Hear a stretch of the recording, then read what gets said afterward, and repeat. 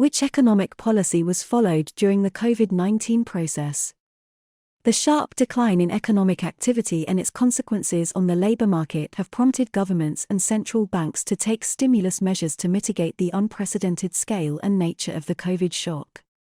Within weeks, fiscal stimulus packages in many G20 countries exceeded those implemented during the financial crisis. Meanwhile, central banks reactivated and strengthened asset purchases or lending to the financial system. Fiscal policy. We are facing an unprecedented health crisis that requires a mandatory shutdown of activities to curb the spread of the coronavirus among the population. In this case, governments have implemented emergency support measures to prevent the onset of an uncontrolled crisis that could permanently damage economies. Three main types of measures have been taken. Measures to preserve the purchasing power of households despite job cuts. Measures taken for companies to protect the means of production. Measures specific to the health sector. Protection of household purchasing power. The introduction of containment measures has led to the closure of schools, nurseries, and businesses in many countries.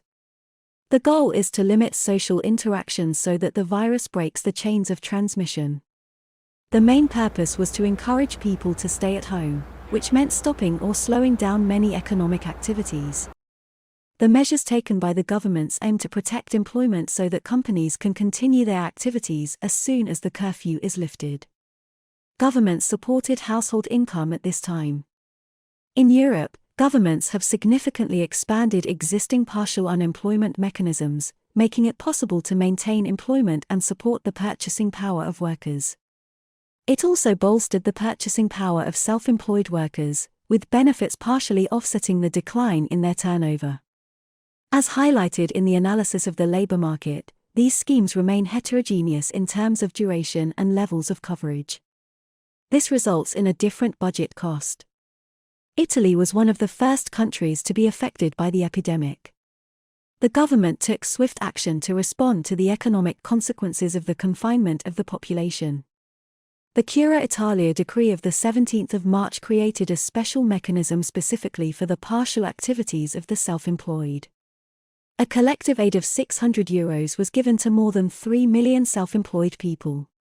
This system, which was expanded with the decree made on May 15, reaches a level of more than €36 billion. The support of public funds devoted to short-term work could exceed €30 billion. Federal government intervention has also loosened the rules for accessing benefits such as child benefits and income support. At the same time, it removed many test rules for the 6 months starting April 1. In Spain, too, the government has encouraged partial unemployment for workers, which is very common. The overall movement associated with these partial operating measures will amount to €18 billion. Self-employed people also receive economic assistance if there is a cessation of activity or a decrease in turnover of at least 75 USD within 1 year. On April 30, this aid was received by more than 1.1 million self-employed entrepreneurs or 35.5 USD of contributors. The planned amount for this service is estimated at €3.8 billion. We also see support for partial unemployment schemes and the self-employed in the UK. Partial unemployment, originally planned for 3 months, has been extended to 6 months. Self-employed people can claim an allowance of 80 USD off their monthly profits.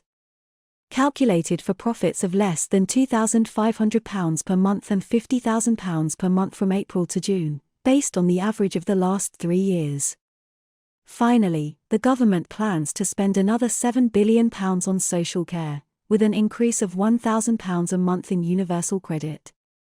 In France, according to the measures taken by the Ministry of Labour, partial activity is aimed at employees who are subject to a reduction in their wages due to the temporary closure of the workplace. The employee is compensated by the company up to 84 USD of his net salary within the 4.5-hour minimum wage limit. It is estimated at €8.5 billion for 2 months.